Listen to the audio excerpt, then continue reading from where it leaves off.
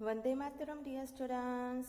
Today we will start the first part of 8th chapter of English grammar subject of standard 8, and the first part of 8th chapter is about the correct use of tenses. तो बच्चों अपने इस video में क्या देखेंगे? English grammar के 8th chapter का first part का वीडियो। और 8th चैप्टर का नाम क्या है? The correct use of tenses. Okay, तो टेंस क्या है वो आपको पता है ना? कितने हैं, क्या है, और आगे डिटेल में अपने इस वीडियो में देखेंगे, इस चैप्टर में देखेंगे। Okay, shall we start? Okay, some modern grammarians argue that there are only two tenses, the present and the past. According to them, will and shall are present tense forms of and have their past tense forms as would and should. तो क्या कह रहे हैं कि कितने modern time के ग्रामरियंस हैं, यानी कि जिन्होंने ग्रामर्स क्या आविष्कार किया है, जिन्होंने रूल्स बनाए हैं ग्रामर के, बराबर, वो क्या बोलते हैं कि दो ही टाइप के टेंसेस है। कौन से? तो present tense and past tense. उनके हिसाब से विल और शैल शब्द जो है, बराबर, ये विल और शैल शब्द है, वो क्या है? तो वो प्रेजेंट टेंस फॉर्म है हैव के, और पास्ट टेंस उसके क्या है? तो उसके वुड और शुड है। यानी विल और शैल प्रेजेंट टेंस में आ गए और पास्ट टेंस में वुड शुड आ गए, तो फ्यूचर टेंस तो है ही नहीं। However, for the purpose of study, it would be better to think of the future as a separate tense. In fact, we can have a fourth tense, namely future in the past. तो अब क्या कह रहे हैं कि अपने पढ़ाई के पर्पस के लिए अगर अपने देखे तो फ्यूचर टेंस को अलग रखे वही अच्छा है। और क्या बोल रहे हैं कि फोर्थ टेंस भी है। फोर्थ टेंस का नाम क्या है? तो फ्यूचर इन द पास्ट, बराबर। ये चौथा टेंस आ गया पढ़ाई के लिए। अब देखो, प्रेजेंट में क्या बोलेंगे? आई गो, मैं जा रहा हूँ। पास्ट में क्या बोलेंगे? आई वेंट, मैं गया था। फ्यूचर में क्या बोलेंगे? आई विल गो, मैं जाऊंगा। और फ्यूचर इन द पास्ट में क्या बोलेंगे? आई वुड गो, मैं शायद जाऊंगा, है ना? तो फ्यूचर इन द पास्ट है, वो क्या बताता है? Future in the past is a tense used to indicate that at some time in the past something was yet to happen in the future. तो future in the past tense क्या बताता है कि अपने पास्ट में कुछ सोचा था कि फ्यूचर में कुछ करेंगे, बराबर। भूतकाल में पहले सोचा था कि अपने आगे जाके ये करेंगे, तो तब future in the past use होगा। I decided that I would go to Delhi, मैंने सोचा था कि मैं दिल्ली जाऊंगा। For each of this four main tenses there can be 4 different forms, thus there can be 16 different tenses. तो क्या कह रहे हैं कि ये जो 4 टेंस है, कौन से? प्रेजेंट, पास्ट, फ्यूचर और फ्यूचर इन द पास्ट। ये 4 टेंसेस हैं, इनके और भी 4 अलग अलग टाइप्स है।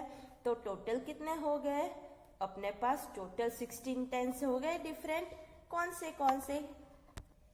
तो देखो, पहला क्या है? Present tense. उसके अलग 4 टाइप कौन से है? सिंपल, प्रोग्रेसिव यानी कौन सा होगा? कंटिन्यूअस टेंस, है ना?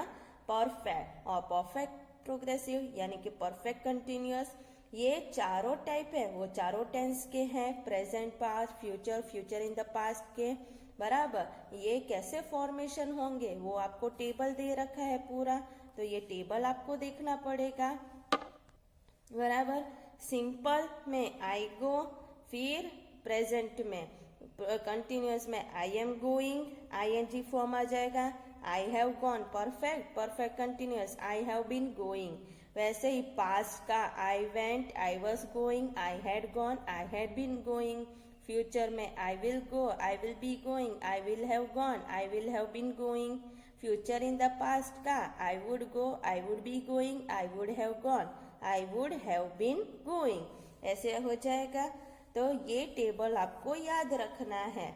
Okay, students have studied almost all of this tenses in the previous classes. Here we shall revise and recapitulate them briefly. तो क्या कह रहे हैं कि आपके प्रीवियस क्लास में मैंने आपको ऑलरेडी समझा दिया था टेंसेस के बारे में, उनका फॉर्मेशन कैसे होता है, पूरा चार्ट बताया था, है ना। तो ये उसी की तरह है। तो प्रीवियस क्लास में आप लोगों ने देख लिया था, यहाँ पे सिर्फ अपने रिवाइज करेंगे और याद करेंगे कि क्या क्या था और ब्रीफ में स्टडी करेंगे। ओके, तो पहला क्या है, पहला है द प्रेजेंट सिंपल फॉर और the present indefinite is used for habitual actions and for universal truth. तो क्या कह रहे हैं, प्रेजेंट सिंपल है वो किसके लिए है, तो अपनी जो हैबिट होती है, आदतें होती है, या फिर यूनिवर्सल ट्रूथ जो होता है, पूरे यूनिवर्स में जो सच्चाई होती है जिसे कोई नहीं बदल सकता, उसके लिए प्रेजेंट सिंपल यूज करेंगे। प्रेजेंट कंटिन्यूअस और present progressive is used for real present, it is used for action in progress at the time of speaking. तो सही में प्रेजेंट में क्या हो रहा है उसके लिए प्रेजेंट कंटिन्यूअस यूज करेंगे, यानी कि अभी बोलते टाइम, मैं जब बोल रही हूँ, बोलते टाइम मैं क्या कर रही हूँ, बोल रही हूँ, स्पीक कर रही हूँ, तो वो एक्शन क्या हो गया, प्रेजेंट कंटिन्यूअस हो गया। जैसे कि it rains in winter, it is raining now, तो इट इज रेनिंग नाउ वो प्रेजेंट कंटिन्यूअस हो गया, यानी रियल प्रेजेंट हो गया। Mother always gets up early, she is cooking in the kitchen now. Certain verbs are almost never used in the present progressive। तो क्या कह रहे, कितने verbs हैं, यानी कि क्रिया, काम के वर्ड है, एक्शन वर्ड्स है, वो कभी भी प्रेजेंट कंटिन्यूअस में अपने यूज नहीं कर सकते। वो कौन से हैं, verbs ऑफ इनवॉलेंट्री एक्शन, जो अपने आप से, इच्छा से जो काम नहीं कर रहे हो वैसी, जैसे कि hear, see, smell, notice, taste, तो ये सब तो अपने आप होंगे ही, है ना, सेंस ऑर्गन्स। तो ये अपने वॉलंटरी इच्छा से नहीं करे, ऐसी एक्शंस है, तो ये प्रेजेंट कंटिन्यूअस में यूज नहीं होंगे। वर्ब ऑफ पोजेशन, बराबर, तो किसी पे मालिकी दिखा रहे हो, जैसे have, own, belong to, possess, contain, consist of. फिर verb expressing feeling and emotion, वो वर्ब्स जो फीलिंग और इमोशंस दिखाते हो, जैसे कि feel, want, wish, love, like, hate, fear, prefer, refuse, hope, तो ये सब आ जाएंगे। उसके बाद कौन से हैं, वर्ब्स ऑफ मेंटल एक्टिविटी, तो मेंटल एक्टिविटी के रिलेटेड जो वर्ड्स हो, जैसे कि agree, appreciate, understand, think, believe, forget, know, mean, suppose, remember, mind, तो ये सब आ जाएंगे। तो ये सारे जो वर्ड्स है ये अपने प्रेजेंट कंटिन्यूअस में यूज नहीं करेंगे। Okay, the present perfect is used for a recently completed action, तो अभी फिलहाल बोलते टाइम जो एक्शन कंप्लीट हुई है उसके लिए बात कर रहे हैं, तो वहां पे प्रेजेंट परफेक्ट यूज होगा। The present perfect continuous is used for an action which began in the past and is still continuing। The present perfect क्या है कि वो एक्शन जो पहले शुरू हो गई थी और अभी भी चालू है, बराबर, सुबह से मैं लिख रही थी, अभी भी लिख रही हूँ, बराबर, तो वो प्रेजेंट परफेक्ट कंटिन्यूअस हो गया। जैसे कि I have sent him 50 rupees, rupees भेज दिए, कंप्लीट हो गया, तो प्रेजेंट परफेक्ट हो गया। I have been sending him money every month, हर महीने भेजती आई हूँ, भेज रही हूँ, बराबर, तो क्या आएगा, present perfect continuous. I have written 3 letters since breakfast, present perfect. I have been writing letters since breakfast, तो present perfect continuous.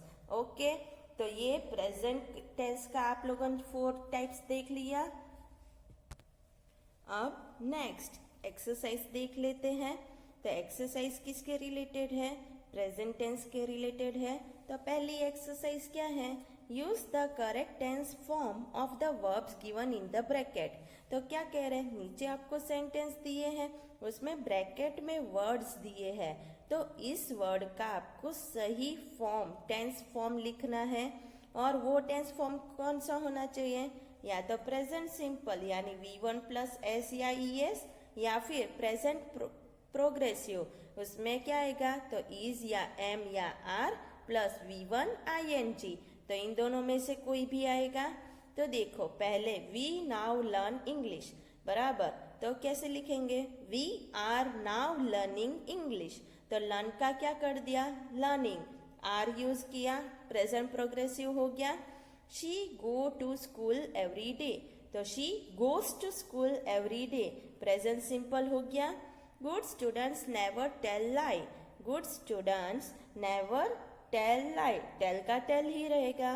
The baby is crying because it is hungry, तो क्राई का इज क्राइंग आ जाएगा। This days she is preparing for her final exam, तो prepare का is preparing आ जाएगा। She is not in the kitchen, she is washing clothes, तो wash का is washing. The school time is over, the peon ring का is ringing the bell. Do you know the man who argue का is arguing with my father. He often sit का sits with me, but today he sit का is sitting with Anoop. तो यहाँ पे ये present tense है, simple present, और ये प्रेजेंट प्रोग्रेसिव हो गया।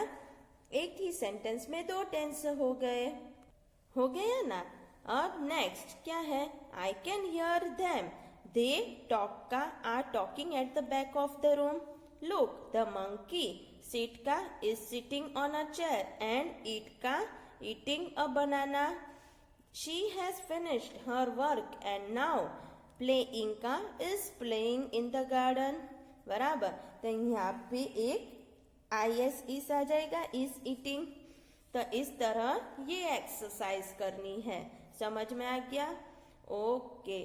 तो आप लोगों को क्या करना है, आप लोगों को वो टेबल है जो 16 टेंस वाला, वो याद करना है, अच्छे से फेयर नोट में लिखना है, और प्रेजेंट टेंस अच्छे से समझ लेना है, वापस देख लेना है। और ये एक्सरसाइज को आपको किस में करना है, नोटबुक में, फेयर नोट में करना है, ओके।